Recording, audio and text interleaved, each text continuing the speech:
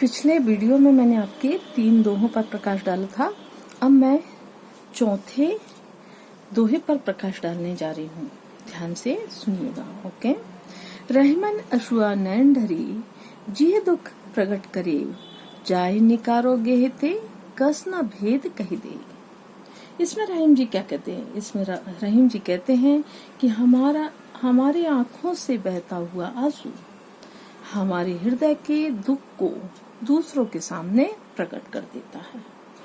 ठीक, दूसरों के सामने प्रकट कर देता है या व्यक्त कर देता है। क्यों हम नहीं चाहते, कभी कभी हम चाहते हैं कि हम अपने दुख को किसी के सामने व्यक्त ना करें, फिर भी क्या होता है कि हमारा आंखों का बहते हुए आंसू जो हैं दूसरों के सामने हमारे दुख को व्यक्त कर देते हैं। जाहे निकारो गेहते कस न भेद कही दे। यह ठीक वैसा ही है, यदि हम किसी व्यक्ति को अपने घर से निकाल देते हैं तो वह व्यक्ति हमारे घर के भेद को दूसरों के सामने व्यक्त कर देता है। ठीक, ये इसमें उदाहरण आप दे सकते हैं कि जिस तरह से रावण ने अपने भाई विभीषण को घर से निकाल दिया था और उसने राम के सामने अपने भाई के मरने तक का भेद, रावण के मरने तक का भेद दूसरों के सामने, राम के सामने व्यक्त कर दिया था। ओके। अब उसके बाद देखिए, जब लगी बित्त ना आपने तब लगी मित्र न कोई, रहमन अम्बुज अम्बुवेन रवि नायन हित होए। इसमें रहीम जी कहते हैं कि जब तक व्यक्ति के पास धन नहीं होता, पैसा नहीं होता, ठीक, तब तक कोई उसका मित्र नहीं होता है ना। जब आपके पास पैसा रहेगा तो आपके मित्र भी होंगे, आपके सगे संबंधी भी होंगे, सब कोई होंगे। लेकिन अगर आपके पास पैसा नहीं है तो आपका कोई भी मित्र नहीं होगा। अर्थात में क्या हुआ कि जब व्यक्ति के पास धन होता है सब कोई होते हैं, सारे रिश्ते नाते होते हैं। ठीक है, यह ठीक वैसे ही है जैसे कमल पानी में उत्पन्न होता है। यदि हम पानी से उसको बाहर निकाल दें तो क्या वो जीवित रह सकता है? नहीं रह सकता। वह पानी के बिना जीवित नहीं रह सकता। भले सूर्य भगवान भी उसको क्या करें, जीवन देने का प्रयास करे। रवि मतलब सूर्य है ना। सूर्य भी उसकी भलाई क्यों न करे, लेकिन वो जल बिना जीवित नहीं रह सकता। ठीक, उसके बाद वाला देखिए, अन्न किन्हीं बातें करे सोवत जागे जोए, ताहिन सिखाए जगाए वो रहमन उचित न होए। रहीम जी कहते हैं जो हमेशा व्यर्थ की बातें करते हैं, जो हमेशा कैसी बातें करते हैं, व्यर्थ की बातें करते हैं, सोते जागते हमेशा अनावश्यक बातें करते हैं, है ना। सोते जागते उठते बैठते हमेशा व्यर्थ की बातें करते हैं। उन्हें समझाने से क्या फायदा है? उन्हें कितना भी हम जगाना चाहे, कितना भी हम समझाना चाहे, वो व्यक्ति समझता नहीं है। ठीक है। अब उसके बाद वाला देखिए, देनदार को और है भेजा 100 दिन रैन, लोग भरम हम पे धरे याते नीचे रैन। रहीम जी क्या कहते हैं? धन संपत्ति देने वाला तो कोई दूसरा है, अर्थात ईश्वर ही हमें धन संपत्ति देता है और वह दिन रात देता ही रहता है। रहीम उस धन संपत्ति को दान में बांटते रहते हैं। दान प्राप्त करने वाले ब्रह्मवासी यह समझते हैं कि उनको तो रहीम जी दे रहे हैं, है ना। उनको देने वाला कौन है? रहीम है। इसी कारण उनकी आंखें झुकी हुई हैं, क्योंकि उनको तो पता है कि उनको देने वाला तो ईश्वर है और इस कारण से उनको वास्तविकता से वो अवगत है, इसलिए उनकी आंखें कैसी हैं? झुकी हुई हैं। ओके।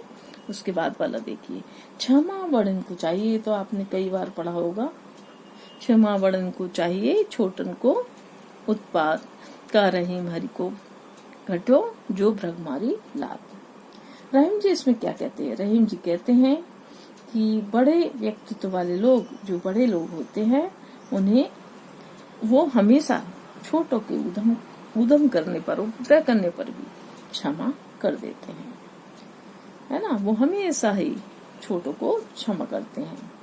इसमें ही उनका क्या होता है? बड़प्पन होता है। इसमें ही उनकी शोभा होती है, इसमें ही उनका बड़प्पन होता है। रहीम जी पूछते हैं, रहीम जी आगे कहते हैं कि भगवान की कीर्ति कहाँ कम हुई।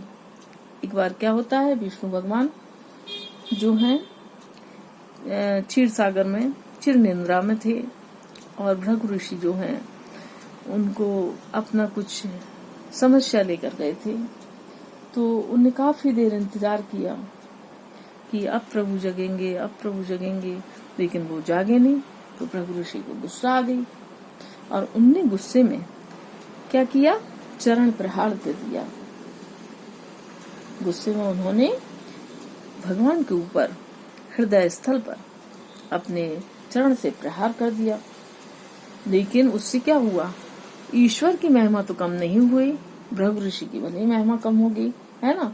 क्योंकि उन्होंने जो प्रभु है, विष्णु भगवान है, उन्होंने उनको क्षमा कर दिया, है ना। तो ये क्षमा जो है उनकी शोभा है बड़ों की, क्योंकि ईश्वर बड़े थे, उन्होंने उनको उनकी गलती पर उनको कुछ भी नहीं बोला और उनको क्षमा कर दिया। ओके, उसके बाद वाला देखिए, उसके बाद वाला है टूटे सृजन मनाइए, चोट टूटे स्वभाव, रहीमन फिर पोइए, टूटे मुक्तहार। अब टूटे सृजन मनाइए, उन्हें कहा है, रहीम जी कहते हैं कि जिस प्रकार मोतियों की हार बार बार टूट जाता है, फिर भी हम उसको बार बार उठाकर गुथ लेते हैं, क्योंकि मोती महंगे होते हैं, बहुमूल्य होते हैं, हम उनको फिर से परो लेते हैं। वैसे ही हमारे घर के सदस्य हमारे लिए बहुत कीमती मोतियों के समान होते हैं।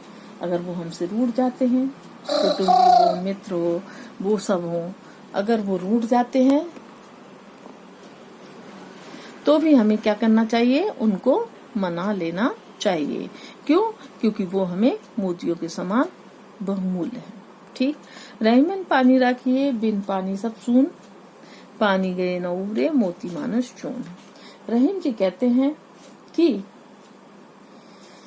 मनुष्य को अपना पानी बचा के रखना चाहिए। पानी उन्होंने इज्जत के रूप में यूज किया है कि जिस तरह पानी जो है रहेगा, मनुष्य की इज्जत रहेगी तो सब कुछ है, और चली जाएगी तो कुछ भी नहीं।